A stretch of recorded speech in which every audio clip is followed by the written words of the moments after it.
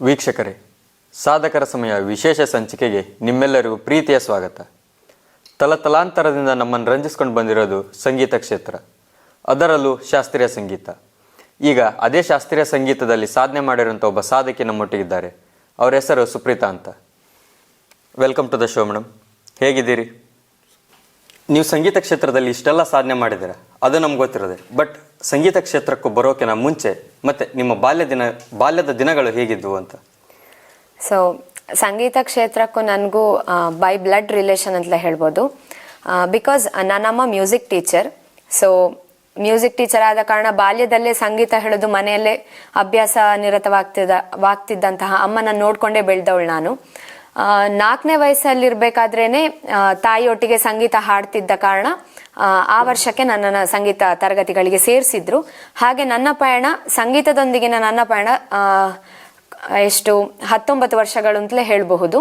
So 19 ವರ್ಷಗಳು ಸಂಗೀತದೊಟ್ಟಿಗೆ ಇದ್ದಿದ್ದು. Studies, academics ಅದು ಬಿಟ್ರೆ ಸಂಗೀತ ಇಷ್ಟೇ ನನಗೆ ಗೊತ್ತಿದ್ದಿದ್ದು. ಸೊ ಈಗ ಗ್ರಾಜುಯೇಷನ್ ಮುಗಿಸಿ ಆದ್ಮೇಲೂ ಕೂಡ ಸಂಗೀತದಲ್ಲೇ ಮುಂದುವರಿತಾ ಇದ್ದೇನೆ. 19 ವರ್ಷಗಳು ಸುದೀರ್ಘ ಪಯಣ.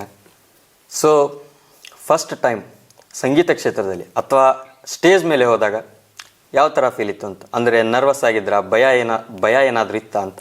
ಸೊ ನಂದು ಫಸ್ಟ್ ಸ್ಟೇಜ್ ಪ್ರೋಗ್ರಾಮ್ ಅಂತ ಹೇಳಿದ್ರೆ ಅರೌಂಡ್ 4.5 year ಇರಬೇಕಾದ್ರೆ. ಸೊ ಅರೌಂಡ್ 4.5 year ಬೇಬಿ ನಾನು ಫಸ್ಟ್ ಸ್ಟೇಜ್ ಹತ್ತಿದ್ದು. ಸೊ ಅದು ಕೂಡ ಒಂಥರ ಮೆಮೊರೇಬಲ್ ಸ್ಟೇಜ್ ನನಗೆ. ಯಾಕೆ ಹೇಳಿದ್ರೆ ನಂದೇ ಸಂಗೀತ ಶಾಲೆಯ ಆನ್ಯುವಲ್ ಕ್ಯಾಂಪ್ ದಿನ ಯಾರಾದ್ರೂ ಹಾಡ್ತಿರೋ ಮಕ್ಕಳು ಅಂತ ಹೇಳಿದಕ್ಕೆ ನನ್ನ ಸಂಗೀತ ಗುರುಗಳು ಪ್ರೆಸೆಂಟಿಗೆ ಯಾರಿದ್ದಾರೆ, ಅನುಸೂಯ ಪಾಠಕ್, ಅವರು ನಾನು ಕರ್ಕೊಂಡು ಹೋಗಿ ಸ್ಟೇಜ್ ಮೇಲೆ ಕೂರಿಸಿ ಹಿಂದ್ಗಡೆ ಅವ್ರು ಕೂತು ಇಲ್ಲ ಅಮ್ಮ ನೀನ್ ಹಾಡು ಅಂತ ಹೇಳಿದ್ದು. So that was the first stage ನನಗೆ. ನರ್ವಸ್ ಇರಲಿಲ್ಲ. ಯಾಕೆ ಹೇಳಿದ್ರೆ ಆಗ ಮೈಕ್ ಅಂದ್ರೆ ಏನು, ಆಡಿಯನ್ಸ್ ಅಂದ್ರೆ ಏನು ಅಂತಲೇ ಗೊತ್ತಿರಲಿಲ್ಲ. ಗೊತ್ತಿದ್ದದನ್ನ ಅಷ್ಟು ಧೈರ್ಯವಾಗಿ ಹೇಳಿ ಬಂದಿದ್ದೆ. ಇನ್ನೊಂದು ಪ್ಲಸ್ ಪಾಯಿಂಟ್ ಏನು ಹೇಳಿದ್ರೆ ಬೆನ್ನಲ್ಲೇ ನನ್ನ ಹಿಂದೆನೆ ನನ್ನ ಗುರುಗಳಿದ್ದ ಕಾರಣ ನನಗೆ ಭಯ ಅನ್ನೋದು ಆಗ ಇರಲೇ ಇಲ್ಲ. ಆಫ್ಟರ್ ದ್ಯಾಟ್ ಮ್ಯೂಸಿಕ್ ಕ್ಲಾಸಿಗೆ ಸೇರಿ ಆದ್ಮೇಲೆ ಸಿಸ್ಟಮ್ಯಾಟಿಕ್ ಆಗಿ ಹೇಗೆ ಕಲಿಬೇಕೋ ಒಂದು ಸ್ಟೂಡೆಂಟ್ ಹಾಗೆ ಕಲಿತಾ ಹೋದೆ. ಸೊ ಫಸ್ಟ್ ಸ್ಟೇಜ್ 4.5 year ಇರಬೇಕಾದ್ರೆ ಅದು ಕೂಡ ನನ್ನ ಮ್ಯೂಸಿಕ್ ಇನ್ಸ್ಟಿಟ್ಯೂಷನ್ನಿನ ಆನ್ಯುವಲ್ ಕ್ಯಾಂಪ್ ಟೈಮಲ್ಲಿ. ನಿಮ್ಮ ತಾಯಿಯವರು ಕೂಡ ಸಂಗೀತ ಕ್ಷೇತ್ರದ ಟೀಚರ್ ಆಗಿದ್ದಾರೆ. ಸೊ ಈ ಟೇಸ್ಟ್ ಯಾವ ರೀತಿ ಬಂತು? ಅಂದರೆ ನಿಮಗೆ ಸಂಗೀತದ ಟೇಸ್ಟ್ ನಿಮ್ಮ ತಾಯಿಯವರಿಂದ ಬಂತ ಅಥವಾ ಬೇರೆ ಯಾವುದಾದ್ರೂ ಮೂಲದಿಂದ ಬಂತ? ಎಲ್ಲಿಂದ ಇನ್ಸ್ಪಿರೇಷನ್ ನಿಮಗೆ ಇದು? ಸೊ ನನ್ನ ತಾಯಿಯವರು ಕೂಡ ಸಂಗೀತ ಕ್ಷೇತ್ರದಲ್ಲಿದ್ದು ಸಂಗೀತ ಶಿಕ್ಷಕಿ ಆಗಿದ್ದಾರೆ. ಒಂದರ್ಥದಲ್ಲಿ ಹೇಳಬೇಕಾದ್ರೆ ತಾಯಿಯ ಸೈಡ್ ಅಂದರೆ ನನ್ನ ಅಜ್ಜನ ಸೈಡ್ ಕೂಡ ಯಕ್ಷಗಾನ ಕಲಾವಿದರೆ, ನನ್ನ ಮಾವಂದ್ರು ಎಲ್ಲ. ಅದೊಂದು ರೀತಿಯಲ್ಲಿ ಪೂರಕವಾಯಿತು. ಅದಾದ್ಮೇಲೆ ಆಫ್ಟರ್ ಮ್ಯಾರೇಜ್ ನನ್ನ ಅಪ್ಪ ತುಂಬಾ ಸಪೋರ್ಟ್ ಮಾಡಿದ್ದು. ಸೊ ಅಪ್ಪನಿಗೆ ಸಂಗೀತ, ಸಾಹಿತ್ಯ ಹಾಗೆ ವೇದಾಧ್ಯಯನ ಇದರಲ್ಲಿ ತುಂಬಾ ಇಂಟ್ರೆಸ್ಟ್. ಸೊ ಅವರು ಕೂಡ 3 ವೇದಗಳನ್ನು ಕಲ್ತಿದ್ದಾರೆ. ತುಂಬಾ ಜನ ಶಿಷ್ಯರನ್ನ ತಯಾರು ಮಾಡ್ತಾ ಇದ್ದಾರೆ, ಮಾಡಿದ್ದಾರೆ ಕೂಡ. ಹಾಗೆ ಅವರಿಗೆ ಸಂಗೀತ ಅಂದ್ರೆ ತುಂಬಾ ಪ್ರಿಯವಾಗಿತ್ತು ಅವರಿಗೆ. ಸೊ ಅವರು ಮದುವೆ ಆದ್ಮೇಲೆ ಸೊ ಅಮ್ಮನಿಗೆ ಸಪೋರ್ಟ್ ಮಾಡಿದ್ರು. ಸೊ ನೀನ್ ಕಲಿ ಸಂಗೀತ ಅಂತ. ಆಫ್ಟರ್ ಮ್ಯಾರೇಜ್ ಅವರು ಜೂನಿಯರ್ ಸೀನಿಯರ್ 2 ಎಕ್ಸಾಮ್ಸ್ ಕಂಪ್ಲೀಟ್ ಮಾಡಿದ್ದು. ಸೊ ಅವರೊಟ್ಟಿಗೆ ನಾನು ಚಿಕ್ಕ ವಯಸ್ಸಿನಲ್ಲಿ ಅವರ ಸಂಗೀತ ಕ್ಲಾಸಿಗೆ ನಾನು ಹೋಗ್ತಿದ್ದ ಕಾರಣ ಆ ಎಳೆ ವಯಸ್ಸಿನಲ್ಲಿಯೇ ನನಗೆ ಸಂಗೀತದ ಗಾಳಿ ತಾಗಿಯೋ ಅಥವಾ ಅಮ್ಮನ ಪ್ರಾಕ್ಟೀಸ್ ನೋಡಿಯೋ ಅಥವಾ ಅಪ್ಪನ ಸಂಗೀತ ಕ್ಷೇತ್ರದ ಒಲವು ನೋಡಿಯೋ ಏನೋ ಗೊತ್ತಿಲ್ಲ, ನನಗೆ ಆಟೋಮೆಟಿಕ್ ಅದು ಸಂಗೀತ ಹಾಡ್ಲಿಕ್ಕೆ ಬರ್ಲಿಕ್ಕೆ ಶುರು ಆಯ್ತು. ಆಫ್ಟರ್ 4 years ನನ್ನನ್ನು ಸಿಸ್ಟಮ್ಯಾಟಿಕ್ ಆಗಿ ಜಾಯಿನ್ ಮಾಡಿದ್ದೆ. ಅಲ್ಲಿ ತನಕ ನಾನು ಅಮ್ಮನೊಟ್ಟಿಗೆ ಸಂಗೀತ ಕ್ಲಾಸಿಗೆ ಹೋಗ್ತಿದ್ದೆ, ಅವ್ರ ಜೊತೆ ಟೀಚರ್ಸ್ ಜೊತೆ ಇಂಟರಾಕ್ಟ್ ಮಾಡ್ತಿದ್ದೆ. ಅಂದ್ರೆ ಅವ್ರ ಪಕ್ಕದಲ್ಲೇ ಕೂತು ಅಮ್ಮ ಹಾಡುದು, ಟೀಚರ್ ಪಾಠ ಮಾಡುದು ಇದೆಲ್ಲ ಕೇಳ್ತಾ ಬೆಳೆದವಳು. ಹಾಗೆ ಅದು ಆಟೋಮೆಟಿಕ್ ನನಗೆ ಆ ಟೇಸ್ಟ್ ಏನು ಸಂಗೀತ ಕಲಿಬೇಕು ಹೇಳುವ ಒಂದು ಆಸೆ ಹುಟ್ಕೊಂಡ್ತು. ನೀವು ಹೇಳಿದ್ರಿ ಈಗ ನಿಮ್ಮದೇ ಸಂಗೀತ ಶಾಲೆಯಲ್ಲಿ ನೀವು ಸಂಗೀತ ಕಲಿತದ್ದು ಅಂತ. ಸೊ ನಿಮಗೆ ಲೈವ್ ಆಡಿಯನ್ಸ್ ಮುಂದೆ ಸಂಗೀತನ ಹಾಡ್ಲಿಕ್ಕೆ ಇಷ್ಟ ಆಗುತ್ತಾ ಅಥವಾ ಸ್ಟುಡಿಯೋ ಸಿಸ್ಟಮ್ ಅಲ್ಲಿ ರೆಕಾರ್ಡಿಂಗ್ ಮಾಡ್ಲಿಕ್ಕೆ ಇಷ್ಟ ಆಗುತ್ತಾ? ನನಗೆ ಬೇಸಿಕಲಿ ಲೈವ್ ಆಡಿಯನ್ಸ್ ಮುಂದೆ ಹಾಡ್ಲಿಕ್ಕೆ ತುಂಬಾ ಇಷ್ಟ. ಯಾಕೆ ಹೇಳಿದ್ರೆ ನಾವೀಗ ಏನೊಂದು ಹಾಡ್ತಿರ್ತೇವೆ ಅದರ ಭಾವನೆ ನಾವೇನ್ ವ್ಯಕ್ತಪಡಿಸ್ತೇವೆ ಅದಕ್ಕೆ ಅಪೋಸಿಟ್ ಸೈಡ್ ಅಂದ್ರೆ ಆಡಿಯನ್ಸ್ ಸೈಡ್ ಇಂದ ಕೂಡ ಅದೇ ಬರ್ಬೇಕಾದ್ರೆ ಈ ಹಾಡುವ ಕಂಠ ನಾವೇನ್ ವಾಯ್ಸ್ ಮಾಡ್ಯುಲೇಷನ್ ಮಾಡ್ತೇವೆ ಸೊ ಅದಕ್ಕೆ ತುಂಬಾ ಹೆಲ್ಪ್ ಆಗ್ತದೆ. ಸೊ ರೆಕಾರ್ಡಿಂಗ್ ನನಗೆ ಸ್ವಲ್ಪ ದೂರ. ಯಾಕೆ ಹೇಳಿದ್ರೆ ನಾನು ತುಂಬಾ ಕಾನ್ಶಿಯಸ್ ಆಗ್ತೇನೆ ಮೈಕ್ ವೈಸ್ ನೋಡ್ಬೇಕು ಅಂತಿದ್ರೆ ರೆಕಾರ್ಡಿಂಗ್ ಟೈಮ್ ಅಲ್ಲಿ. ಇನ್ನೊಂದು ಏನು ಹೇಳಿದ್ರೆ ನಾವೇನು ಎಕ್ಸ್ಪ್ರೆಸ್ ಮಾಡ್ತೇವೆ ಸೊ ಎಷ್ಟು ಅಂತೇಳಿ ಎಕ್ಸ್ಪ್ರೆಸ್ ಮಾಡ್ಲಿಕ್ಕೆ ರೆಡಿ ಆಗಿರ್ತವೆ ಅಷ್ಟನ್ನು ಮಾತ್ರ ಎಕ್ಸ್ಪ್ರೆಸ್ ಮಾಡ್ಬೋದು. ಬಟ್ ಲೈವ್ ಆಡಿಯನ್ಸ್ ಹೇಳಿದ್ರೆ ಅವರ ಫೀಲಿಂಗ್ಸ್, ಅವರ ರಿಯಾಕ್ಷನ್ಸ್, ಇವನ್ ಅವರ ಡಿಮಾಂಡ್ಸ್ ಕೂಡ ನೋಡ್ಕೊಂಡು ನಾವು ನಮ್ಮ ಫೀಲಿಂಗ್ಸ್, ನಮ್ಮ ಸಾಂಗ್ಸ್ ಪ್ರೆಸೆಂಟೇಷನ್ ಅನ್ನ ಅಥವಾ ಏನು ನಾವು ಪ್ರೆಸೆಂಟ್ ಮಾಡ್ತಿದ್ದೇವೆ ಅದನ್ನು ಕೂಡ ಚೇಂಜಸ್ ಮಾಡ್ಕೊಳ್ಳಿಕ್ಕೆ ತುಂಬಾ ಹೆಲ್ಪ್ ಆಗ್ತಿದೆ ನಂಗೆ. ಲೈವ್ ಆಡಿಯನ್ಸ್ ಮುಂದೆ ಪ್ರೆಸೆಂಟ್ ಮಾಡೋಕ್ಕೆ ತುಂಬ ಇಷ್ಟ ಅಂತ ಹೇಳಿದ್ರಿ. ನನಗೊಂದು ಸಣ್ಣ ಕ್ವಶನ್ ಇತ್ತು, ಕ್ವಶನ್ ಅನ್ನೋಕ್ಕಿಂತ ಡೌಟ್ ಇತ್ತು. ಅದೇನಂತಂದರೆ, ಈಗ ನಾವು ತುಂಬ ಕಡೆ ಲೈವ್ ಮ್ಯೂಸಿಕ್ಗಳನ್ನ ನೋಡಿರ್ತೀವಿ. ಒಂದು ವೇಳೆ ಸ್ಟೇಜ್ ಮೇಲೆ ಹೋದ್ಮೇಲೆ ನಿಮ್ಗೇನಾದರೂ ಲಿರಿಕ್ಸ್ ಮರ್ತೋದ್ರೆ ಏನು ಮಾಡ್ತೀರಾ ಅಂತ, ಅಥವಾ ಅದನ್ನ ಯಾವ ಥರ ಮ್ಯಾನೇಜ್ ಮಾಡ್ತೀರಾ ಅಂತ? ಸೊ ಇದು ಸಿಚುವೇಶನ್ ನನಗೆ ತುಂಬಾ ಬಂದಿದೆ. ಸೊ ಫಸ್ಟಿಗೆ ಏನ್ ಮಾಡ್ತಿದ್ದೆ ಹೇಳಿದ್ರೆ, ಚೈಲ್ಡ್ಹುಡ್ ಡೇಸ್ ಆದ ಕಾರಣ ಆಗ ಫುಲ್ ಬಾಹಟ್ ಮಾಡು, ಸ್ಟೇಜ್ ಪ್ರೋಗ್ರಾಮ್ ಕೊಡು ಹೀಗಿತ್ತು. ಆಫ್ಟರ್ ದ್ಯಾಟ್ ನಾನು ಯಾವಾಗ ಕಾಲೇಜಿಗೆ ಎಂಟರ್ ಆದೆ, ಸೊ ಸ್ಟಡೀಸ್ ಜೊತೆ ಈ ಬಾಹಟ್ ಮಾಡೋದು, ಪ್ರಾಕ್ಟೀಸ್ ಅವರ್ಸ್ ಎಲ್ಲ ಸ್ವಲ್ಪ ಮಿಸ್ ಆಗ್ಲಿಕ್ಕೆ ಸ್ಟಾರ್ಟ್ ಆಯ್ತು. ಸೊ ನೋಟ್ಸ್ ಓಪನ್ ಮಾಡಿಟ್ಟು ಹಾಡ್ತಿದ್ದೆ. ಅದು ನನಗೊಂದು ನೆಗೆಟಿವ್ ಕಮೆಂಟ್ಸ್, ಮೀನ್ಸ್ ನನ್ನ ಮಿಸ್ ಸಜೆಸ್ಟ್ ಮಾಡಿದ್ದು ಅದೊಂದು ನೆಗೆಟಿವ್ ಆಗ್ತದೆ ನಿನ್ನ ಪ್ರೊಫೆಷನ್ಗೆ, ಸೊ ಆದಷ್ಟು ನೀನ್ ಬಾಯ್ ಹಾರ್ಟ್ ಮಾಡು ಅಂತ ಹೇಳ್ತಿದ್ರು. ಸೊ ಆಫ್ಟರ್ ದ್ಯಾಟ್ ನಾನು ಬೈ ಪ್ರಾಕ್ಟೀಸ್ ಎಲ್ಲ ಬಾಯ್ ಹಾರ್ಟ್ ಮಾಡ್ತಿದ್ದೆ. ಸೊ ಕೆಲವು ಸಿಚುವೇಶನ್ ಅಲ್ಲಿ ಲಿರಿಕ್ಸ್ ಮರೀತದೆ. ಅಂತ ಸಿಚುವೇಶನ್ ಅಲ್ಲಿ ಈಗ ಪ್ರೆಸೆಂಟ್ ಹೇಳ್ಬೇಕು ಅಂತಿದ್ರೆ, ಮೃದಂಗಿಷ್ಟ ಆಗಿ ನಾನು ನನ್ನ ತಮ್ಮನನ್ನೇ ಜಾಸ್ತಿ ಕರ್ಕೊಂಡು ಹೋಗ್ತಾನೆ. ಸೊ ಅವನಲ್ಲಿ ಪಿಕಪ್ ಮಾಡ್ತಾನೆ, ಅಂದ್ರೆ he is a vocalist also. So ಅವನಲ್ಲಿ ನೋ ಇದು ಹೀಗೆ ಅಂತ ಹೇಳಿ ಲಿಪ್ ಸಿಂಕ್ ಮಾಡ್ತಾನೆ.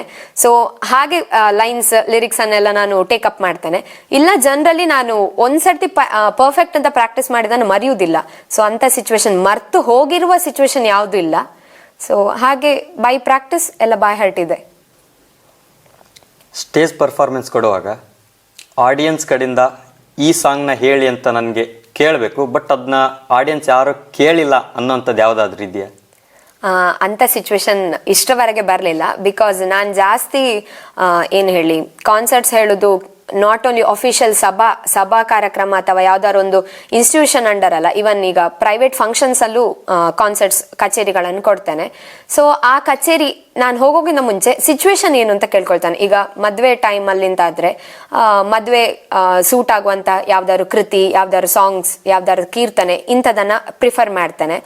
ಮತ್ತೆ ಜನರಲ್ ಆಗಿ ನನಗೆ ಏನು ಫೋಕಸ್ ಮಾಡೋ, ಅಂದ್ರೆ ನನಗೆ ಬರುವ ಆರ್ಗನೈಸರ್ಸ್ ಅಥವಾ ಯಾರು ಕೇಳ್ಕೊಳ್ತಾರೆ ನೀವು ಪ್ರೋಗ್ರಾಮ್ ಕೊಡ್ಬೇಕು ಅಂತ, ಅವ್ರು ಹೇಳಿರ್ತಾರೆ ಆಕ್ಚುಲಿ ನೀವು ಇಂಥ ಸಾಂಗ್ಸ್ ಅನ್ನು ತುಂಬಾ ಚಂದ ಹಾಡ್ತೀರಾ, ಈ ಸಾಂಗ್ಸ್ ಅನ್ನು ನಮಗೆ ಕೇಳ್ಬೇಕಿತ್ತು ಒಂದ ಪ್ರೀವಿಯಸ್ ಆಗಿ ಕೇಳ್ತಾರೆ. ಇಲ್ಲ ಅದ್ ಗೊತ್ತಿರ್ತದೆ, ಅಂದ್ರೆ ರಿಲೇಟಿವ್ಸ್ ವೈಸ್ ಅಥವಾ ಏನು ನೇಬರ್ ವೈಸ್, ಓಕೆ ಇವ್ರಿಗೆ ಇಂಥ ಸಾಂಗ್ಸ್ ಇಷ್ಟ, ಈ ಸಿಚುವೇಶನ್ಗೆ ಇದನ್ನ ಹಾಡ್ಬೇಕು, ಇಂಥದನ್ನೆಲ್ಲ ಇವನ್ ನನ್ನ ಅಮ್ಮ ಅಪ್ಪ ಇಬ್ರು ಕೂಡ ಸಜೆಸ್ಟ್ ಮಾಡ್ತಾರೆ. ಸೊ ನಾನೊಂದು ಕಾನ್ಸರ್ಟಿಗೆ ಹೋಗ್ತಾನೆ ಹೇಳಿದ್ರೆ ನಾನೆಷ್ಟು ವರ್ಕ್ ಮಾಡ್ತಾನ, ಇವನ್ ನನ್ನ parents and even my sibling, my brother also works same for that. ಹೇಗೆ ಹೇಳಿದ್ರೆ ಸಾಂಗ್ ಸೆಲೆಕ್ಷನ್ ಆಗಿರ್ಬೋದು, ಇವನ್ ಕ್ಲಾಸಿಕಲ್ ಮ್ಯೂಸಿಕ್ ಅಂತ ಬಂದ್ರೆ ಮನೋಧರ್ಮ ಇಸ್ ಮೇನ್. ಮನೋಧರ್ಮ ಅಂದ್ರೆ ರಾಗಾಲಾಪನೆ, ನರವಲ್, ಸ್ವರ ಪ್ರಸ್ತಾರ ಹಾಗೆ. ಸೊ ಅದಕ್ಕೆ ಕೂಡ ಇವನ್ ನನ್ನ ತಮ್ಮ ಹೆಲ್ಪ್ ಮಾಡ್ತಾನೆ ಸ್ವರ ಕಲ್ಪನೆಯಲ್ಲಿ, ಅಂಡ್ ಸಾಂಗ್ ಸೆಲೆಕ್ಷನ್ ಅಲ್ಲಿ ನನ್ನ ಪೇರೆಂಟ್ಸ್ ತುಂಬಾ ಹೆಲ್ಪ್ ಮಾಡ್ತಾರೆ. ಆದ ಕಾರಣ ಅಂತ ಸಿಚುವೇಶನ್ ಬರಲಿಲ್ಲ. ಬಟ್ ಆಡಿಯನ್ಸ್ ಇಂದ ಡಿಮಾಂಡ್ಸ್ ತುಂಬಾ ಬಂದಿದೆ, ನಿಮ್ ವಾಯ್ಸ್ ಅಲ್ಲಿ ಈ ಸಾಂಗ್ ಕೇಳಬೇಕಿತ್ತು, ನಿಮ್ ವಾಯ್ಸ್ ಅಲ್ಲಿ ಈ ಕೀರ್ತನೆ ಕೇಳಬೇಕಿತ್ತು ಅಂತ ಹೇಳಿ. ಕ್ಲಾಸಿಕಲ್ ಮ್ಯೂಸಿಕ್, ನೀವು ಕ್ಲಾಸಿಕಲ್ ಮ್ಯೂಸಿಕಲ್ಲೇ ಬಂದಿರೋಂಥದ್ದು. ಸೊ ಒಂದು ವೇಳೆ ಜಾನರ್ನ ಚೇಂಜ್ ಮಾಡಿ, ಅಂದರೆ ಕ್ಲಾಸಿಕಲ್ ಮ್ಯೂಸಿಕ್ ಬಿಟ್ಟು ಸಿನಿಮಾ ಗೀತೆಗಳನ್ನು ಹಾಡಬೇಕು ಅಂತ ಆದರೆ ಯಾವುದನ್ನು ಹಾಡೋಕ್ಕೆ ಇಷ್ಟಪಡ್ತೀರಾ? ಸೊ ಸಿನಿಮಾ ಗೀತೆಗಳು ಅಂತ ಬಂದಾಗ ಕೂಡ ನಾನು ಕ್ಲಾಸಿಕಲ್ ಜಾನರ್ ಅನ್ನೇ ಜಾಸ್ತಿ ಪ್ರಿಫರ್ ಮಾಡೋದು. ಬಿಕಾಸ್ ನನ್ನ 19 years ಜರ್ನಿಯಲ್ಲಿ ನನ್ನ voice modulation is perfectly set for classical self. So classical music ಬಿಟ್ಟು ನಾನೀಗ ಡಿವೋಷನಲ್ ಹಾಡ್ತೇನೆ, ದಟ್ ಈಸ್ ಓಕೆ. ಅಂದ್ರೆ ಅದು ಕ್ಲಾಸಿಕಲ್ ಇದೆ ಬ್ರಾಂಚ್ ಆದ ಕಾರಣ ನನಗೆ ಅಷ್ಟು ಟೆನ್ಷನ್ ಇಲ್ಲ. ಬಟ್ ಈಗ ಲೈಟ್ ಮ್ಯೂಸಿಕ್ ಹಾಡಬೇಕು ಅಥವಾ ಸಿನಿಮ್ಯಾಟಿಕ್ ಈಗ ಪ್ರೆಸೆಂಟ್ ಸಿಚುವೇಶನ್ ಇದು ಹಾಡಬೇಕು ಅಂತ ಹೇಳಿದ್ರೆ ನಾನೀಗ ಈಗ ಪ್ರಾಕ್ಟೀಸ್ ಮಾಡ್ತೀನಿ ಅದಕ್ಕಿಂತ ತುಂಬಾ ಪ್ರಾಕ್ಟೀಸ್ ಮಾಡಬೇಕು ಅಂತ ಅನ್ಕೊಳ್ತೇನೆ. ಸೊ ಜಾನರ್ ಚೇಂಜ್ ಮಾಡ್ಲಿಕ್ಕೆ ನನಗೆ ಇಷ್ಟರವರೆಗೆ ಥಿಂಕ್ ಬರಲಿಲ್ಲ. ಸೊ ಇವನ್ ಆಕಾಶವಾಣಿ, ಮ್ಯಾಂಗ್ಳೂರ್ ಆಕಾಶವಾಣಿಯಲ್ಲಿ ಒಂದು ಯುವವಾಣಿ ಅಂತ ಹೇಳಿ ಆಡಿಷನ್ ಹೋಗಿದ್ದೆ. ಸೇಮ್ ಕ್ವೆಶನ್ ಕೇಳಿದ್ರು, ಲೈಟ್ ಮ್ಯೂಸಿಕ್, ಡಿವೋಷನಲ್, ಕ್ಲಾಸಿಕಲ್ ಈ 3 ಕ್ಯಾಟಗರಿಯಲ್ಲಿ ನಿಮ್ಗೆ ಯಾವ್ದು ಇಷ್ಟ ಅಂತ. ಸೊ ನಂದು ಸೆಕೆಂಡ್ ಥಾಟ್ ಇಲ್ಲದೆ ಆನ್ಸರ್ ಹೇಳಿದ್ದೆ ನಾನು ಕ್ಲಾಸಿಕಲ್ ಮ್ಯೂಸಿಕ್ ಅಂತ. ಸೊ ಜಾನರ್ ಚೇಂಜ್ ಮಾಡೋ ಯಾವುದೇ ಐಡಿಯಾ ಇಲ್ಲ. ಸೊ ಇದಕ್ಕೆ ಸೆಟ್ ಆಗಿದೆ, ನನಗೆ ಇದರಲ್ಲೇ ಕಂಟಿನ್ಯೂ ಮಾಡಕ್ ಇಷ್ಟ. ಸೊ ಇಷ್ಟರವರೆಗೆ ಯಾವುದು ಶಾಸ್ತ್ರೀಯ ಸಂಗೀತ ಬಿಟ್ಟು ಬೇರೆ ಕಡೆ ಒಲವು ಮಾಡಿಲ್ಲ ಅಂತ ಆಯ್ತು. ಸೊ ನಿಮ್ಗಿಷ್ಟ ಆದಂಥ ಯಾವುದಾದ್ರೂ ಒಂದು ಶಾಸ್ತ್ರೀಯ ಸಂಗೀತನ ನಮ್ಮ ವೀಕ್ಷಕರಿಗಾಗಿ ಒಂದು 4 ಲೈನ್ ಹಾಡ್ಬೋದಾ?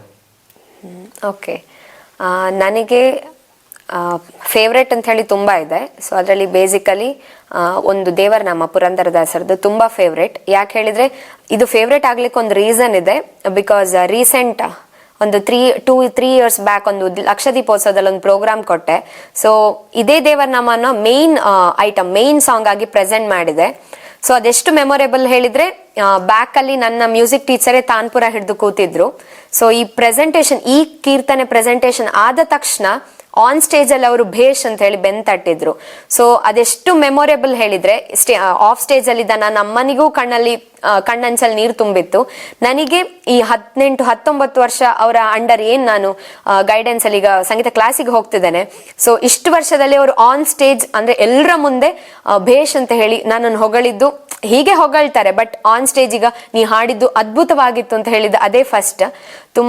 ಆ ಸಾಂಗ್ ನನಗೆ ತುಂಬಾ ಹಾರ್ಟಿಗೂ ಫೇವ್ರೇಟ್. ನನಗೆ ಇವನ್ ಆ ಕೀರ್ತನೆ ಕೂಡ ನಂದು ಒನ್ ಆಫ್ ದಿ ಫೇವ್ರೇಟ್ ಕೀರ್ತನೆ. ಸೊ ಅದನ್ನೇ ಪ್ರೆಸೆಂಟ್ ಮಾಡ್ತಿದ್ದೇನೆ.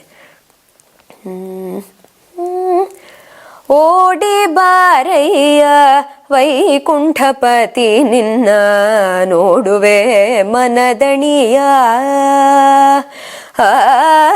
ಓಡಿ ಬಾರಯ್ಯ ವೈಕುಂಠಪತಿ ನಿನ್ನ ನೋಡುವೆ ಮನದಣಿಯ, ಓಡಿ ಬಾರಯ್ಯ ವೈಕುಂಠಪತಿ ನಿನ್ನ ನೋಡುವೆ ಮನದಣಿಯ. ನೋಡಿ ಮುದ್ದಾಡಿ ಮಾತಾಡಿ ಸಂತೋಷಗೂಡಿ, ನೋಡಿ ಮುದ್ದಾಡಿ ಮಾತಾಡಿ ಸಂತೋಷಗೂಡಿ, ಪಾಡಿ ಪೊಗಳುವೆನು ಪರಮ ಪುರುಷ ಹರಿ, ಓಡಿ ಬಾರಯ್ಯ ವೈಕುಂಠಪತಿ ನಿನ್ನ ನೋಡುವೆ ಮನದಣಿಯ. ಚೆನ್ನಾಗಿ ಹಾಡಿದ್ರಿ. Thank you. ಮ್ಯೂಸಿಕ್ನ ಬಿಟ್ಟು ಈಗ ಸ್ವಲ್ಪ ನಿಮ್ಮ ಪರ್ಸ್ನಲ್ ಲೈಫ್ ಕಡೆ ಬರೋಣ. ನಿಮ್ಮ ಕಾಲೇಜ್ ಲೈಫ್ ಯಾವ ಥರ ಇತ್ತು ಅಂತ? ಸೊ ನಾನು KG to PG, so even from LKG to ನಂದು ಮಾಸ್ಟರ್ಸ್ ತನಕನೂ ನಾನು SDM ಅಲ್ಲೇ ಮಾಡಿರೋದ್ರಿಂದ SDM PUಗೆ ಎಂಟರ್ ಆದಾಗ ನನಗೊಂದು ಫಿಯರ್ ಇತ್ತು. ಬಿಕಾಸ್ ನನಗೆ ಆರ್ಟ್ಸ್ ಝೋನಲ್ಲಿ ಹೋಗಬೇಕು ಅಂತ ತುಂಬ ಆಸೆ ಇತ್ತು. ಸೊ ಮ್ಯೂಸಿಕ್ಕಿಗೆ ಸಪೋರ್ಟ್ ಆಗ್ತದೆ ಹೇಳೋ ಒಂದು ಇಂಟೆನ್ಷನಿಗೆ. ಬಟ್ ಪೇರೆಂಟ್ಸ್ ಏನು ಹೇಳಿದ್ರೆ ಒಳ್ಳೆ ಮಾರ್ಕ್ಸ್ ಇಟ್ಕೊಂಡು ನೀನು ಆರ್ಟ್ಸಿಗೆ ಹೋಗೋದು ಬೇಡ, ಸೈನ್ಸಿಗೆ ಹೋಗು ಹೇಳಿದ್ರು. ಸೊ ಅವರ ಒಂದು ಮಾತಿಗೋಸ್ಕರ ಬೆಲೆ ಕೊಟ್ಟು ಸೈನ್ಸಿಗೆ ಶಿಫ್ಟ್ ಆದೆ. ಸೊ ಸೈನ್ಸಿಗೆ ಶಿಫ್ಟ್ ಆಗಿದ್ದು ಫಸ್ಟಿಗೆ ರಿಗ್ರೆಟ್ ಇತ್ತು. ಅಂದರೆ ಫೋಕಸ್ ಮಾಡ್ಲಿಕ್ಕೆ ಆಗ್ತಿಲ್ಲ ಸ್ಟಡೀಸ್ ಕಡೆ, ತುಂಬ ನಾನು ಕಾನ್ಸಂಟ್ರೇಟ್ ಮಾಡಬೇಕು ಸ್ಟಡೀಸ್ ಕಡೆನೆ, ಮ್ಯೂಸಿಕ್ ಬಿಟ್ಟು ಅಂತ ಹೇಳಿ. ಬಟ್ ಆಫ್ಟರ್ ಫಸ್ಟ್ ಇಂಟರ್ನಲ್ ನನಗೆ ಮ್ಯಾನೇಜಬಲ್ ಅಂತ ಅನಿಸ್ತು ಎರಡು ಕೂಡ. ಬಿಕಾಸ್ ಮನೇಲಿ ಕೂಡ ತುಂಬಾ ಸಪೋರ್ಟಿವ್ ಇದ್ರು, ಇವನ್ ಮ್ಯೂಸಿಕ್ ಕ್ಲಾಸಲ್ಲೂ ಅಷ್ಟೇ ಬ್ಯಾಚ್ ಮೇಟ್ಸ್ ಎಲ್ಲ ಸಪೋರ್ಟಿವ್ ಇದ್ರು. ಸೊ ಮ್ಯೂಸಿಕ್ ಬಿಟ್ಟು ಹೇಳಬೇಕು ಅಂತಿದ್ರೆ ಕಾಲೇಜ್ ಲೈಫ್ ತುಂಬಾ ಎಂಜಾಯ್ ಮಾಡಿದ್ದೇನೆ.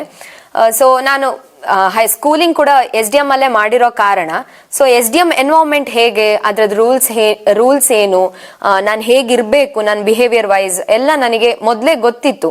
ಸೊ ಅದರಲ್ಲಿ ಏನು ಚೇಂಜಸ್ ಮಾಡ್ಕೊಳ್ಳೋ ಸಿಚುವೇಶನ್ ಬರಲಿಲ್ಲ ನನಗೆ. ಡ್ರೆಸ್ಸಿಂಗ್ಸ್ ಆಗಿರ್ಬೋದು ಅಥವಾ ಸ್ಕೂಲ್ SDM ಅಲ್ಲಿ ಮಾಡಿರೋ ಕಾರಣ ಸ್ವಲ್ಪ ಡಿಸಿಪ್ಲಿನ್ಡ್ ಆಗಿ ನನಗೆ ಎಲ್ಲ ಗೊತ್ತಿತ್ತು. ಸೊ ಬಿಹೇವಿಯರ್ ವೈಸ್ ಹೇಗಿರ್ಬೇಕು, ಲೆಕ್ಚರ್ಸ್ ಜೊತೆ ಆಗಿರ್ಬೋದು, ಫ್ರೆಂಡ್ಸ್ ಜೊತೆ ಆಗಿರ್ಬೋದು ಅಂತ. ಸೊ PU ನಾನು ಸೆಕೆಂಡ್ PU ಅಲ್ಲಿ ಇರ್ಬೇಕಾದ್ರೆ ಲಾಕ್ಡೌನ್ ಆಯ್ತು. ಸೊ ಡಿಗ್ರಿ ಲೈಫ್ ನಂಗೆ ಅಷ್ಟು ಎಂಜಾಯ್ ಮಾಡಿಕ್ ಸಿಗ್ಲಿಲ್ಲ. ಲಾಸ್ಟ್ ಇಯರ್ ಇದ್ದಿದ್ದಷ್ಟೇ, ಅಂದ್ರೆ ಫುಲ್ ಎಂಜಾಯ್ಮೆಂಟ್ ಅಂತ ಸಿಕ್ಕಿದ್ದು. ಬಟ್ ನಂದು ಗ್ರಾಜುಯೇಷನ್ ಅಂದ್ರೆ post graduation MSc life to the full enjoy ಮಾಡಿದ್ದೇನೆ. ಮಾರ್ಕ್ಸ್ ವೈಸ್ ಹೇಳಬೇಕು ಅಂತಿದ್ರೆ okay, up to degree I had 8 CGPA. So masters ಅಲ್ಲಿ ಗೊತ್ತಿಲ್ಲ, waiting for the result. So masters ಅಲ್ಲಿ ಆಕ್ಚುಲಿ ನಾನು ಎಂಜಾಯ್ ಮಾಡಿರೋದು ಯಾಕೆ ಹೇಳಿದ್ರೆ ಟೈಮ್ ಮ್ಯಾನೇಜ್ಮೆಂಟ್ ಅಕ್ಯುರೇಟ್ ಆಗಿ ನಂಗೆ ಗೊತ್ತಿತ್ತು. ಇದಕ್ಕೆ ಇಂಥ ವರ್ಕ್ಸಿಗೆ ಇಷ್ಟೇ ಟೈಮ್ ಕೊಡಬೇಕು, ಮನೇಲಿ ಮ್ಯೂಸಿಕ್ ಆಗಿರ್ಬೋದು, ಮ್ಯೂಸಿಕ್ ಪಾಠ ಮಾಡೋದಾಗಿರ್ಬೋದು, or college wise assignments wise ಅಂತ ಹೇಳಿ. ಬಟ್ ನಂದು ಡಿಗ್ರಿ ಫೈನಲ್ ಇಯರ್ ಅಲ್ಲಿ ಇರ್ಬೇಕಾದ್ರೆ ಮ್ಯೂಸಿಕ್ ಕೆರಿಯರ್ ಹೇಳೋದು ಒಂದ್ ಸ್ವಲ್ಪ ಗ್ರೋ ಆಗ್ಲಿಕ್ಕೆ ಸ್ಟಾರ್ಟ್ ಆಗಿದ್ದು. Up to that okay, she was singer ಅಷ್ಟೇ ಗೊತ್ತಿತ್ತು.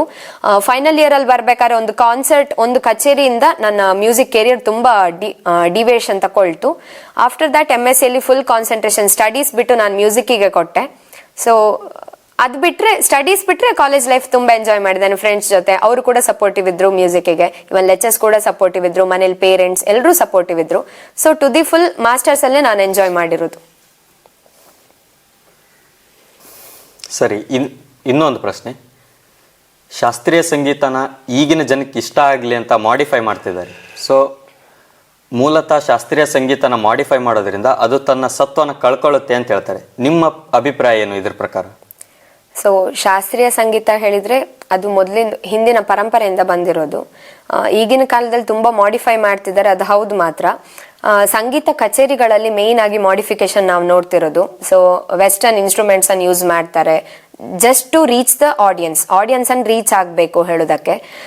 ನನ್ನ ಪ್ರಕಾರ ಅದು ತಪ್ಪು. ಶಾಸ್ತ್ರೀಯತೆ ಏನಿದೆ ಅದನ್ನ ಹಾಗೆ ಉಳಿಸ್ಕೊಂಡು ಬಂದ್ರೆ ಅದು ಶಾಸ್ತ್ರೀಯ ಅಂತ ಆಗ್ತದೆ, ಇಲ್ಲದಿರೋದು ಶಾಸ್ತ್ರೀಯ ಅಂತ ಆಗುದಿಲ್ಲ, ಮಾಡಿಫೈಡ್ ಮ್ಯೂಸಿಕ್ ಅಂತ ಆಗ್ತದೆ, ಕ್ಲಾಸಿಕಲ್ ಮ್ಯೂಸಿಕ್ ಅಂತ ಆಗುದಿಲ್ಲ. ಸೊ ಶಾಸ್ತ್ರೀಯ ಸಂಗೀತಕ್ಕೆ ಏನ್ ಬೇಕು ಹೇಳಿದ್ರೆ ಶಾಸ್ತ್ರೀಯ ಏನು ಟ್ರೆಡಿಷನಲ್ ಪರ್ಕಷನ್ ಇನ್ಸ್ಟ್ರೂಮೆಂಟ್ಸ್ ಅನ್ನು ಯೂಸ್ ಮಾಡಬೇಕು. ಈಗಿನ ಗಿಟಾರ್, ಕೀಬೋರ್ಡ್ ಇದೆಲ್ಲ ಓಕೆ, ಜನರನ್ನ ರೀಚ್ ಆಗ್ಲಿಕ್ಕೆ ಆಗ್ತದೆ. ಬಟ್ ನಾವೀಗ ಓಲ್ಡ್ ಅಂದ್ರೆ ಹಳೆ ವಿದ್ವಾಂಸರನ್ನ ಕೇಳಿದ್ರೆ ಅದನ್ನ ತಪ್ಪು ಅಂತಲೇ ಹೇಳ್ತಾರೆ ಹೊರತು ಅದು ಪರವಾಗಿಲ್ಲ ಅಂತ ಯಾರು ಹೇಳುದಿಲ್ಲ.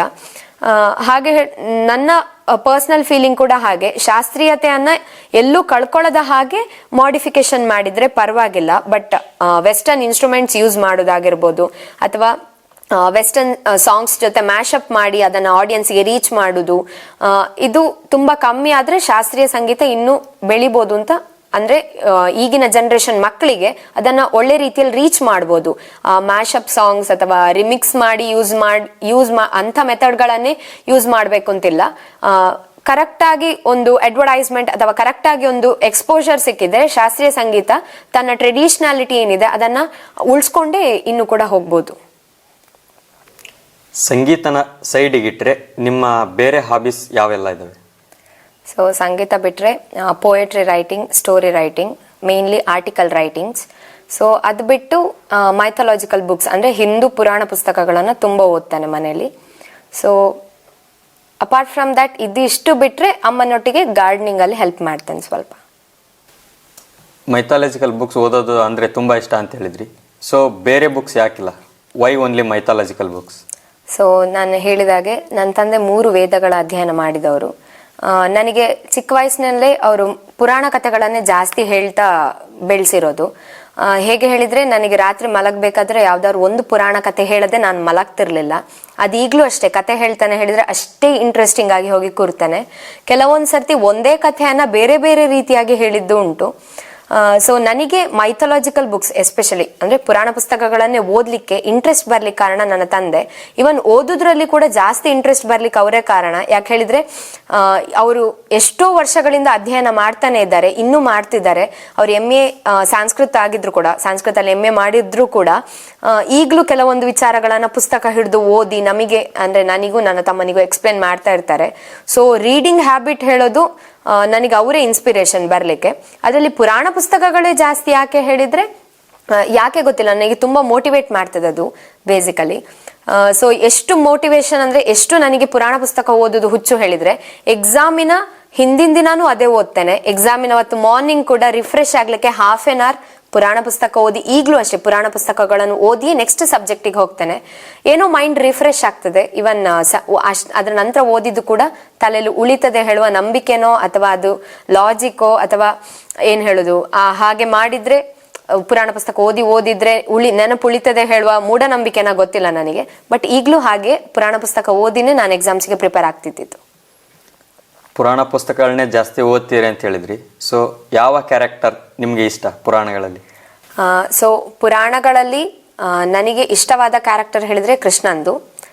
ಯಾಕೆ ಹೇಳಿದ್ರೆ ಪ್ರತಿಯೊಂದು ವಿಚಾರನು, ಪ್ರತಿಯೊಂದು ರೀತಿ, ಪ್ರತಿಯೊಂದು ಸಿಚುವೇಶನ್ ಅಲ್ಲಿ ಆ ಕ್ಯಾರೆಕ್ಟರ್ ಇದ್ದಿದ್ದು ನನಗೆ ತುಂಬಾ ಮೋಟಿವೇಶನ್. ಒಂದು ಗೆಳೆಯ ಆಗಿ, ಒಂದು ಮಗ ಆಗಿ, ಒಂದು ಅಣ್ಣ ಆಗಿ, ತಮ್ಮ ಆಗಿ, ಒಂದು ವೆಲ್ ವಿಶರ್ ಆಗಿ ಹೇಗೆಲ್ಲ ಇರಬಹುದು ಲೈಫಲ್ಲಿ ಅಂತ ಹೇಳೋದನ್ನ ನಾನು ಕೃಷ್ಣ ಕ್ಯಾರೆಕ್ಟರ್ ಇಂದ ತುಂಬಾ ಇನ್ಸ್ಪೈರ್ ಆಗ್ತಾನೆ. ಸೊ ಕೃಷ್ಣನ ಬಗ್ಗೆ ಕೆಲವು ಕುಹಕಗಳು ಈಗಲೂ ಕೇಳಿ ಬರ್ತದೆ. ನಾನು ಅದು ಯಾವ್ದಕ್ಕೂ ಅಂದ್ರೆ ಆ ನೆಗೆಟಿವ್ಸ್ ಅನ್ನು ಯಾವ್ದನ್ನು ಕನ್ಸಿಡರ್ ಮಾಡಲ್ಲ. ಯಾಕೆ ಹೇಳಿದ್ರೆ ಆ ನೆಗೆಟಿವ್ ಕಮೆಂಟ್ಗಳ ಹಿಂದೆ ಆ ಸಿಚುವೇಶನ್ಗೆ ತಕ್ಕ ಹಾಗೆ ಕೃಷ್ಣ ಹೇಳುವ ವ್ಯಕ್ತಿ ರಿಯಾಕ್ಟ್ ಆಗಿರ್ತಾನೆ. ಸೊ ನನಗೆ ಎಳವೆಯಿಂದನೂ ಕೃಷ್ಣನ ಒಳ್ಳೆ ಗುಣಗಳು ಯಾವ್ದನ್ನೆಲ್ಲ ನಾವು ಅಂದ್ರೆ ಮನುಷ್ಯರಾಗಿ ನಾವು ಅದನ್ನ ಯಾವ್ದನ್ನೆಲ್ಲ ಅಳವಡಿಸ್ಕೊಳ್ಬಹುದು ಅಂತದನ್ನ ನನ್ನ ತಂದೆ ಹೇಳ್ತಾ ಬೆಳೆಸ್ತಿದ್ದು. ಸೊ ನನಗೆ ಆ ಕ್ಯಾರೆಕ್ಟರ್ ತುಂಬಾ ಅಂದ್ರೆ ತುಂಬಾ ಫೋಕಸ್ ಮಾಡ್ತಾನೆ. ಅದು ಬಿಟ್ರೆ ನನಗೆ ರಾಮಾಯಣದ ಲಕ್ಷ್ಮಣನ ಹೆಂಡತಿ ಊರ್ಮಿಳೆ. ಯಾಕೆ ಹೇಳಿದ್ರೆ 14 ವರ್ಷ ತನ್ನ ಗಂಡ ವನವಾಸಕ್ಕೆ ಹೋಗಿರ್ಬೇಕಾದ್ರೆ ಆತನ ನಿದ್ರೆಯನ್ನು ತಾನು ಏನು ಆವರಿಸ್ಕೊಂಡಿರ್ತಾಳೆ, 14 ವರ್ಷನೂ ಪೂರ್ತಿ ಮಲಗಿರ್ತಾಳೆ. ರಾಮನೊಟ್ಟಿಗೆ ಹೋದ ಸೀತೆ ಮಾತ್ರ ಪತಿವ್ರತೆ ಅಲ್ಲ. ಸೊ ಲಕ್ಷ್ಮಣನಿಗೋಸ್ಕರ ಅಷ್ಟು ವರ್ಷಗಳ ಕಾಲ ಕಾದು ಅರಮನೆಯಲ್ಲಿದ್ದಂತಹ ಊರ್ಮಿಳ ಕೂಡ ಪತಿವ್ರತೆನೆ. ಸೊ ಎಲ್ರು ಫೋಕಸ್ ಜಾಸ್ತಿ ಸೀತೆ ಮೇಲೆನೆ ಮಾಡೋದು ರಾಮಾಯಣದಲ್ಲಿ. ಹಾಗೆ ನೋಡುದಿದ್ರೆ ಊರ್ಮಿಳ ಕೂಡ ತುಂಬಾ ಫೋಕಸ್ ಆಗ್ಬೇಕಾದಂತ ಕ್ಯಾರೆಕ್ಟರ್. ಸೊ ಹಾಗೆ ವೇರಿಯಸ್ ಕ್ಯಾರೆಕ್ಟರ್ಸ್, ಎಷ್ಟೋ ಕ್ಯಾರೆಕ್ಟರ್ಸ್ ಪುರಾಣಗಳಲ್ಲಿ ಬರೆದು ಕೂಡ ವೇರಿಯಸ್ ಏನು ಲೆಸನ್ಸ್ ಅನ್ನ ಟೀಚ್ ಮಾಡ್ತದೆ. ಸ್ಟೇಜ್ ಮೇಲೆ ಹೋದಾಗ ಯಾವಾಗಲಾದ್ರೂ ಲಿರಿಕ್ಸ್ ಮರ್ತು ಹೋದ್ರೆ ನಿಮ್ಮ ತಮ್ಮ ಅದನ್ನ ನಿಮ್ಗೆ ಹೇಳ್ತಾನೆ ಲಿಪ್ ಮೂಮೆಂಟ್ ಮಾಡಿ ಅಂತ ಹೇಳಿದ್ರಿ. ಸೊ ನಿಮ್ಮ ತಮ್ಮನಿಗೆ ಯಾವ ರೀತಿ ಮ್ಯೂಸಿಕಲ್ ಇಂಟ್ರೆಸ್ಟ್ ಬಂತು ಅಂತ? ಸೊ ಅವನ ಮ್ಯೂಸಿಕಲ್ ಇಂಟ್ರೆಸ್ಟ್ ಹೇಳೋದಿದ್ರೆ, ನನ್ನ ತಾಯಿ ಪ್ರೆಗ್ನೆಂಟ್ ಆಗಿರ್ಬೇಕಾದ್ರೆ second, so she was going to music classes, even she was doing the music classes. So ಅವನು ಹೊಟ್ಟೆಲಿ ಇರ್ಬೇಕಾದ್ರೇನೆ ಮ್ಯೂಸಿಕ್ ಕೇಳ್ತಾನೆ ಬೆಳೆದಿರೋದು ಅಂತ ಹೇಳ್ಬೋದು. ಆಫ್ಟರ್ ದ್ಯಾಟ್ ಅಂದ್ರೆ ಅವನನ್ನ ತೊಟ್ಲು ತೂಗ್ಬೇಕಾದ್ರೂ ತಾಯಿ ಆಗಿರ್ಬೋದು ಅಥವಾ ನಾನಾಗಿರ್ಬೋದು ನಾವು ಹಾಡ್ತಾನೆ ಅವನನ್ನ ಮಲಗಿಸ್ತಿದ್ದು. ಸೊ ಅವನಿಗೆ ಚೈಲ್ಡ್ಹುಡ್ ಅಲ್ಲೇ ಆ ಹಾಡು ಕೇಳೋದು, ಅಥವಾ ಅವನು ಎದ್ದಿದ್ರೆ ಸಂಜೆ ನಾನು ಸ್ಕೂಲಿಂದ ಬಂದ ತಕ್ಷಣ ಸಂಗೀತ ಪ್ರಾಕ್ಟೀಸ್ ಅಂತ ಹೇಳಿ ಕೂರ್ತಿದ್ದೆ. ಸೊ ಅವನು ಅದನ್ನೇ ಕೇಳಿ ಕೇಳಿ ಜಾಸ್ತಿ ಟಿವಿ ನೋಡುವ ಬದಲು, ಈಗಿನ ಮಕ್ಕಳು ಜಾಸ್ತಿ ಟಿವಿ ಮೊಬೈಲ್ ಅಂತ ಅಡಿಕ್ಟ್ ಆಗ್ತಾರೆ.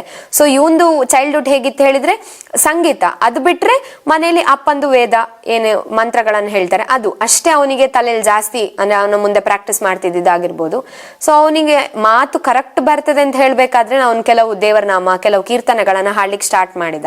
ಸೊ ಅವನಿಗೆ ಅರೌಂಡ್ 2020 ಅಲ್ಲಿ ಕಾಣ್ತದೆ ಅಫಿಷಿಯಲ್ ಆಗಿ ಮ್ಯೂಸಿಕ್ ಕ್ಲಾಸ್ ಅಂತ ಸ್ಟಾರ್ಟ್ ಮಾಡಿದ್ದು. ಬಿಕಾಸ್ ಅಲ್ಲಿ ತನಕನೂ ಅವನು ನನ್ನೊಟ್ಟಿಗೆ ಹಾಡ್ತಿದ್ದ, ಅಮ್ಮನೊಟ್ಟಿಗೆ ಹಾಡ್ತಿದ್ದ. ಬಟ್ ಈಗ ಒಂದು ಪ್ರಾಪರ್ ಆಗಿ ಟ್ರೈನಿಂಗ್ ಆಗ್ಬೇಕು ಹೇಳುವ ಕಾರಣ ಆಫ್ಟರ್ ಆ ಲಾಕ್ಡೌನ್ ಟೈಮಲ್ಲಿ ಅವನಿಗೆ ಸ್ಟಾರ್ಟ್ ಮಾಡಿದ್ದು. ಸೊ ಅಲ್ಲಿ ನಂತರ ಅವನ ಮ್ಯೂಸಿಕಲ್ ಜರ್ನಿ ಸ್ಟಾರ್ಟ್ ಆಗಿದ್ದು. ಬಟ್ ಇಂಟ್ರೆಸ್ಟ್ ಅವನಿಗೆ ಬೈ ಬರ್ತೆ, ಅವನಿಗೆ ಬೈ ಬ್ಲಡ್ ಅಲ್ಲೇ ಮ್ಯೂಸಿಕ್ ಇದೆ ಅಂತ ಹೇಳ್ಬೋದು. ನಿಮ್ಮ ತಮ್ಮನಿಗೆ ಬೈ ಬ್ಲಡ್ಡೇ ಸಂಗೀತ ಬಂದಿದೆ ಅಂತ ಹೇಳಿದ್ರಿ, ಅಥವಾ ಅವ್ನು ಮಲಗುವಾಗ ನೀವು ಹಾಡು ಹೇಳಿನೇ ಮಲಗಿಸ್ತಿದ್ರಿ ಅಂತ ಹೇಳಿದ್ರಿ. ಸೊ ಅದು ಯಾವ ಹಾಡು, ಒಂದು ಜಲ ಕೊಡ್ಬೋದು ಅದ್ರದ್ದು? ಸೊ ತಮ್ಮನನ್ನ ನಾನು ತೂಗಿ ಮಲಗಿಸ್ಬೇಕಾದ್ರೆ ಜನರಲಿ ನನಗೆ ನೆಕ್ಸ್ಟ್ ಮ್ಯೂಸಿಕ್ ಕ್ಲಾಸಿಗೆ ಯಾವ್ದು ಹೋಮ್ವರ್ಕ್ ಕೊಟ್ಟಿರ್ತಾರೆ ಟೀಚರ್, ಸೊ ಅದನ್ನೇ ಹಾಡ್ತಿದ್ದೆ. ಸೊ ಬೈ ಹಾರ್ಟು ಆಗ್ತಿತ್ತು, ಮ್ಯೂಸಿಕ್ ಕ್ಲಾಸಿಗೆ ಬೇಕಾದ ಪ್ರಾಕ್ಟೀಸು ಆಗ್ತಿತ್ತು ಅಂತ ಹೇಳಿ. ಸೊ ಅದು ಬಿಟ್ರೆ ಅವನಿಗೊಂದು 2-3 ಪದ್ಯಗಳು ತುಂಬಾ ಫೇವ್ರೇಟ್ ಆಗಿತ್ತು. ಸೊ ಅದನ್ನ ಹಾಡಿದ್ರೆ ಅವನು ಮಲಗ್ತಿದ್ದ ಹೇಳುವಂತ ಕೆಲವು ಸಿಚುವೇಶನ್ ಇರ್ತಿತ್ತು. ಅದರಲ್ಲಿ ಒಂದು ತ್ಯಾಗರಾಜರೊಂದು ಈ ಕೃತಿ, ಜೋ ಜೋ ಜೋ ರಾಮ ಆನಂದ ಘನ ಜೋ ಜೋ ಜೋ ರಾಮ,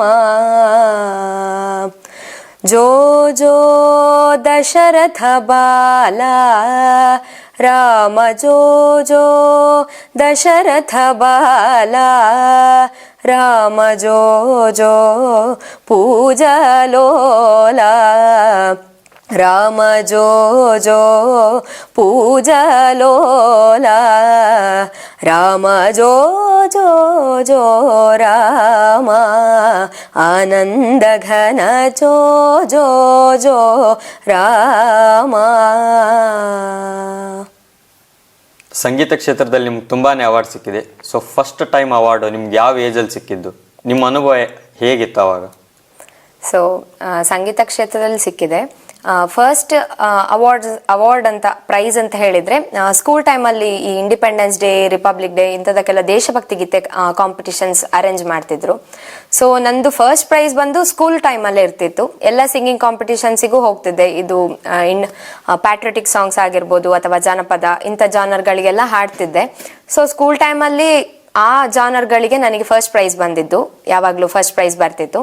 ಸೊ ಅದು ಬಿಟ್ಟರೆ ನನಗೆ 3rd ಸ್ಟ್ಯಾಂಡರ್ಡ್ ಅಲ್ಲಿ ಇರಬೇಕಾದ್ರೆ SDM English medium school Dharmasthala ಅಂತೇಳಿ ಹೊಸ ಬಿಲ್ಡಿಂಗ್ ಆಯಿತು. So after that Pratibha Karanji ಅಂತೇಳಿ ನಾವೀಗ ಏನು ಕಾಂಪಿಟಿಷನ್ಸ್ ನೋಡ್ತವೆ, ಸೊ ಅದಕ್ಕೆ ಫಸ್ಟ್ ನಮ್ಮ ಸ್ಕೂಲ್ ಧರ್ಮಸ್ಥಳ ಸ್ಕೂಲನ್ನು ರೆಪ್ರೆಸೆಂಟ್ ಮಾಡಿದ್ದೆ.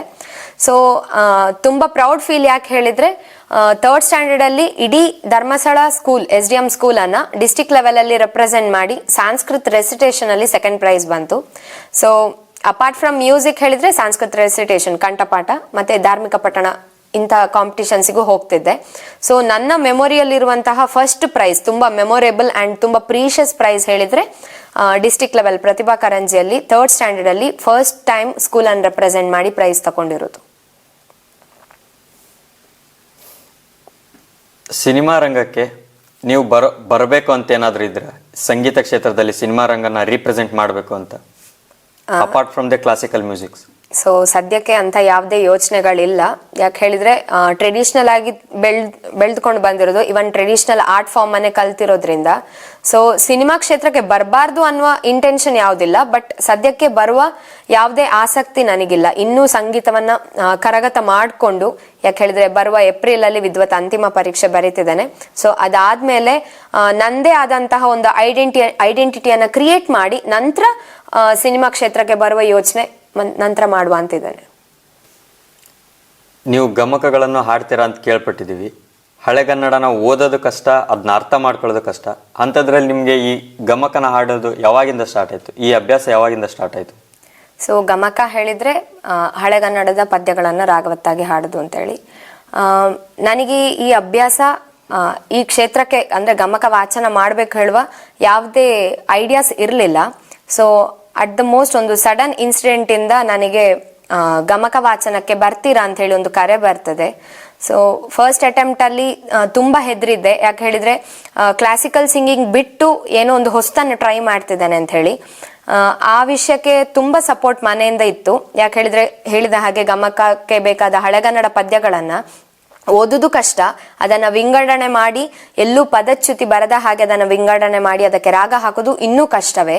ಸೊ ಅಂಥ ಟೈಮಲ್ಲಿ ನನ್ನ ತಂದೆ ನನಗೆ ಆ ಶ್ಲೋಕ ಆ ಪದ್ಯಗಳ ಅರ್ಥಗಳನ್ನ ಹೇಳಿ, ಇದು ಇಂಥ ಸಿಚುವೇಶನ್ ಅಲ್ಲಿ ಬಂದಿದೆ, ಸೊ ಇದಕ್ಕೆ ಏನು ರೌದ್ರ ರೂಪ ಇರುವುದು, ಇದಕ್ಕೆ ಅಂಥ ರಾಗಗಳನ್ನ ಹಾಕು, ಇದು ತುಂಬಾ ಏನು ಪ್ರೀತಿಯಿಂದ ಮಾತಾಡಿಸುವಂತಹ ಸಿಚುವೇಶನ್, ಇದಕ್ಕೆ ಆಗುವಂತಹ ರಾಗ, ಇದಕ್ಕೆ ರಿಲೇಟ್ ಆಗುವಂತಹ ರಾಗಗಳನ್ನ ಹಾಕು ಅಂತ ಹೇಳಿ ಸಜೆಸ್ಟ್ ಮಾಡ್ತಿದ್ರು. ಸೊ ಅದಕ್ಕೆ ಬೇಕಾದ ರಾಗಗಳನ್ನು ಸೆಲೆಕ್ಟ್ ಮಾಡುವಲ್ಲಿ ನನ್ನ ತಾಯಿ ಕೂಡ ಹೆಲ್ಪ್ ಮಾಡ್ತಿದ್ರು. ಸೊ ಅರೌಂಡ್ ಒಂದು 4 years ಆಗಿರ್ಬೋದು, ಧರ್ಮಸ್ಥಳದಲ್ಲಿ ನಡೆಯುವ ಪ್ರವಚನ ವಾಚನ ಕಾರ್ಯಕ್ರಮದಲ್ಲಿ ಗಮಕಿಯಾಗಿ ಪಾರ್ಟಿಸಿಪೇಟ್ ಮಾಡ್ತಿದ್ದೀನಿ. ಸೊ ಒಂಥರ ಸ್ಪೆಷಲ್ ಎಕ್ಸ್ಪೀರಿಯನ್ಸ್. ಯಾಕೆ ಹೇಳಿದ್ರೆ ಕ್ಲಾಸಿಕಲ್ ಸಿಂಗಿಂಗ್, ಶಾಸ್ತ್ರೀಯ ಸಂಗೀತ ಹಾಡೋದಕ್ಕೂ ಗಮಕ ವಾಚನಕ್ಕೂ ತುಂಬಾ ಡಿಫ್ರೆಂಟ್ ಇದೆ. ಶಾಸ್ತ್ರೀಯ ಸಂಗೀತವನ್ನ ಬೇಸ್ ಆಗಿಡ್ಕೊಂಡು ಗಮಕ ವಾಚನ ಮಾಡಬೇಕು. ಅಲ್ಲಿ ಶಾಸ್ತ್ರೀಯತೆಗೆ ಜಾಸ್ತಿ ಪ್ರಾಮುಖ್ಯತೆ ಇಲ್ಲ. ಪದ ವಿಂಗಡಣೆ ಮತ್ತೆ ಆ ಸಿಚುವೇಶನ್ ಅಲ್ಲಿ ಆ ಪದಗಳು ಯಾವ ರಸವನ್ನ ಉತ್ಪತ್ತಿ ಮಾಡ್ತದೆ, ಅದನ್ನ ನಾವು ಹೇಗೆ ಗಮಕಿಗಳು ಅಂದ್ರೆ ಹಾಡುವವರು ಹೇಗೆ ಎಕ್ಸ್ಪೋಸ್ ಮಾಡ್ತೇವೆ, ಅದು ಮೇನ್ ಇರೋದಲ್ಲಿ. ಸೊ ಒಂಥರ ಹೊಸ ಎಕ್ಸ್ಪೀರಿಯನ್ಸ್.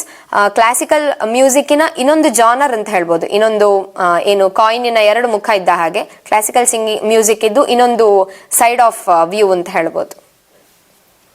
ನಿಮ್ಮ ಫ್ಯಾಮಿಲಿಯಲ್ಲಿ ಎಲ್ಲರೂ ಸಂಗೀತನ ಇಷ್ಟಪಡ್ತಾರೆ ಅಥವಾ ಸಂಗೀತದಲ್ಲೇ ಇದ್ದಾರೆ ಅಂತ ಗೊತ್ತಾಯ್ತು. ಸೊ ಮನೆ ವಾತಾವರಣ ಯಾವ ಥರ ಇರುತ್ತೆ ನಿಮ್ಮದು ಅಂತ? ಸೊ ನಾನು ಫ್ಯಾಮಿಲಿ ಜೊತೆ ಕ್ವಾಲಿಟಿ ಟೈಮ್ ಸ್ಪೆಂಡ್ ಮಾಡೋದು ಜಾಸ್ತಿ ಮ್ಯೂಸಿಕ್ ರಿಲೇಟೆಡ್ ಆಗಿ. ಅದು ಹೇಗಿರ್ತದೆ ಹೇಳಿದ್ರೆ, ಸಂಜೆ ಹೊತ್ತು ನನ್ನ ತಂದೆ ಸಂಧ್ಯಾ ವಂದನೆ ಅಂತ ಹೇಳಿ ಕೂತ್ರೆ ದೇವರ ಕೋಣೆ ಒಳಗೆ, ಸೊ ನಂದು ತಮ್ಮಂದು ಡ್ಯೂಯೆಟ್ ಅಥವಾ ಜುಗಲ್ಬಂದಿ ಇಂಥದೆಲ್ಲ ಆಗ್ತಿರ್ತದೆ. ಅದಕ್ಕೆ ಸಪೋರ್ಟಿವ್ ಆಗಿ ಇವನ್ ನನ್ನ ಅಮ್ಮನೂ ಇರ್ತಾರೆ. ಅವರು ಕೂಡ ಹಾಡ್ತಾರೆ, ನನ್ನ ತಮ್ಮ ಮೃದಂಗ ನುಡಿಸ್ತಾನೆ, ನಾನು ಹಾಡ್ತೇನೆ, ಇವನ್ ವೈಲಿನ್ ಕೂಡ ಪ್ಲೇ ಮಾಡ್ತೇನೆ. ಹಾಗೆ ನಮ್ದು ಕ್ವಾಲಿಟಿ ಟೈಮಲ್ಲಿ ಜಾಸ್ತಿ ಮ್ಯೂಸಿಕ್ ರಿಲೇಟೆಡ್ ಡಿಸ್ಕಷನ್ ಆಗ್ತದೆ. ಅಂದ್ರೆ ನೀನ್ ಇಂಥ ಕೀರ್ತನೆ ನೆಕ್ಸ್ಟ್ ಕಾನ್ಸರ್ಟಿಗೆ ಆಗ್ಬೇಕಾದ್ರೆ ಕಲ್ತು ರೆಡಿ ಆಗಿರ್ಬೇಕು. ಹೀಗೆ ನಮ್ದು discussion wise apart from that ಈಗ ಕರೆಂಟ್ ಸಿಚುವೇಶನ್, ಕರೆಂಟ್ ಅಫೇರ್ಸ್ ಅಥವಾ ಸೊಸೈಟಿ ಬಗ್ಗೆ ಇಂಥ ಡಿಸ್ಕಷನ್ ತುಂಬಾ ಕಮ್ಮಿ. ನಮ್ಮ ಮ್ಯೂಸಿಕ್ ರಿಲೇಟೆಡ್ ಡಿಸ್ಕಷನ್ ಆಗ್ತದೆ. ಅದರಿಂದ ನಾವು ಲೈಫ್ ಲೆಸನ್ಸ್ ಏನೆಲ್ಲ ತಿಳ್ಕೊಳ್ಬಹುದು ಅದನ್ನೆಲ್ಲ ಒಂದೊಂದೇ ತುಣುಕು ಹೇಳ್ತಾ ಹೋಗ್ತಾರೆ ಪೇರೆಂಟ್ಸ್.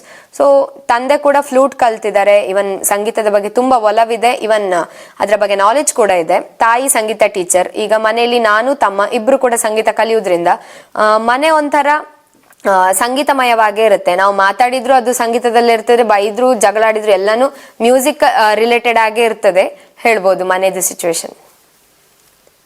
ನಿಮ್ಮ ಮತ್ತು ನಿಮ್ಮ ತಮ್ಮನ ಬಾಂಡಿಂಗ್ ಬಗ್ಗೆ ಹೇಳು. ನನಗೂ ನನ್ನ ತಮ್ಮನಿಗೂ ಏಜ್ ಗ್ಯಾಪ್ ತುಂಬಾ ಇರುವ ಕಾರಣ ಸೊ ನಾವು ಸಿಬ್ಲಿಂಗ್ಸ್ ಹೇಳೋದಕ್ಕಿಂತ ಜಾಸ್ತಿ ನಮಗೆ ಪೇರೆಂಟ್ಹುಡ್ ಬಾಂಡಿಂಗ್ ಜಾಸ್ತಿ. ಯಾಕೆ ಹೇಳಿದ್ರೆ ನನಗೂ ಅವನಿಗೆ ಅರೌಂಡ್ 10 year ಗ್ಯಾಪ್ ಇದೆ. ಸೊ ತಮ್ಮ ಹೇಳೋದಕ್ಕಿಂತ ನನಗೊಂಥರ ಮಗ ತಾಯಿ ಬಾಂಡ್ ಹೇಗಿರ್ತದೆ ಹಾಗೆ ನಂದು ಅವಂದು. ಯಾವುದೇ ಸಿಚುವೇಶನ್ ಅಲ್ಲಿ ನಾನ್ ಹೋಗಿ ತಂದೆ ಅಥವಾ ತಾಯಿ ಹತ್ರ ಪೆನ್ಸಿಲ್ ಇಂಥದ್ದೆಲ್ಲ ಬೇಕು ಅಂತ ಹೇಳಿ ಕೇಳ್ತಿದ್ದೆ. ಅವ್ನು ಹೇಗೆ ಹೇಳಿದ್ರೆ ಬಂದ್ ಫಸ್ಟ್ ನನ್ನ ಹತ್ರ ಅಕ್ಕ ನನಗಿಂಥದ್ದು ಬೇಕು. ಇಂಥ ಸಿಚುವೇಶನ್ ಮನೆಯಲ್ಲಿ ತಂದೆ ತಾಯಿ ಹತ್ರ ಕೇಳಲ್ವಾ ಹೇಳಿದ್ರೆ ಅವ್ರ ಮೇಲೂ ನನ್ನಷ್ಟೇ ಪ್ರೀತಿ ವಿಶ್ವಾಸ, ಇವನ್ ಅವರ ಮೇಲೆ ಅಷ್ಟೇ ಗೌರವ ಇದೆ. ಆದ್ರೆ ನಾನು ಅವನು ಬೆಳ್ಕೊಂಡು ಬಂದಿರೋ ರೀತಿ ಎಷ್ಟು ಸ್ಟ್ರಾಂಗ್ ಇದೆ ಹೇಳಿದ್ರೆ ಅವನು ಏನೇ ಬೇಕಾದ್ರೂ ನನ್ನ ಹತ್ರ ಕೇಳ್ತಾನೆ. ಕೆಲವೊಂದು ವಿಷಯಗಳನ್ನ ನಾವಿಬ್ರು ಡಿಸ್ಕಸ್ ಮಾಡ್ತೇವೆ. ಅದು ಮ್ಯೂಸಿಕ್ ರಿಲೇಟೆಡ್ ಜಾಸ್ತಿ. ಅಪಾರ್ಟ್ ಫ್ರಮ್ ದಟ್ ಅವನಿಗೆ ಸೈನ್ಸ್ ಫೀಲ್ಡ್ ತುಂಬಾ interest. So science related discussion ಆಗ್ತಿರ್ತದೆ. Then music related discussion, music related ಕೆಲವೊಮ್ಮೆಲ್ಲ ತುಂಬಾ ಚರ್ಚೆಗೆ ಹೋಗಿ ಜಗಳ ಆಗೋದು ಜಾಸ್ತಿ ಇದೆ. ಬಟ್ ಅದೇ ಹಾಫ್ ಆನ್ ಅವರ್ ಅಲ್ಲಿ ಸಾರ್ಟ್ ಔಟ್ ಮಾಡ್ಕೊಂಡು ವಾಪಸ್ ನಾವು ನಮ್ಮ ರೆಗ್ಯುಲರ್ ಏನ್ ರುಟೀನ್ ಇದೆ, ಮ್ಯೂಸಿಕ್ ಪ್ರಾಕ್ಟೀಸ್, ಸ್ಟಡೀಸ್ ಅಂತ ಹೇಳ್ಕೊಂಡು ಅದಕ್ಕೆ ಜಂಪ್ ಆನ್ ಆಗ್ತವೆ. ಸೊ ಅವನೊಟ್ಟಿಗೆ ಒಳ್ಳೆ ಬಾಂಡ್ ಇದೆ. ಸೊ ಅದೇ ನನಗೆ ಇನ್ ಫ್ಯೂಚರ್ ಕೂಡ ಕಂಟಿನ್ಯೂ ಆಗ್ಬೇಕಂತ ತುಂಬಾ ಆಸೆ ಇದೆ. ಕಂಟಿನ್ಯೂ ಮಾಡ್ತೇವೆ ಕೂಡ. ಇಷ್ಟೊತ್ತು ನೀವು ನಿಮ್ಮ ಕ್ವಾಲಿಟಿ ಟೈಮ್ ನಮ್ಮೊಂದಿಗೆ ಸ್ಪೆಂಡ್ ಮಾಡಿದ್ದಕ್ಕೆ ಥ್ಯಾಂಕ್ ಯು. ಸೊ ಸಂಗೀತ ಕ್ಷೇತ್ರದಲ್ಲಿ ನೀವು ಒಂದೊಳ್ಳೆ ಹೆಸರು ಮಾಡಿ ಅಂತ ನಾವು ಆಶಿಸ್ತೀವಿ. Thank you for being the part of this show.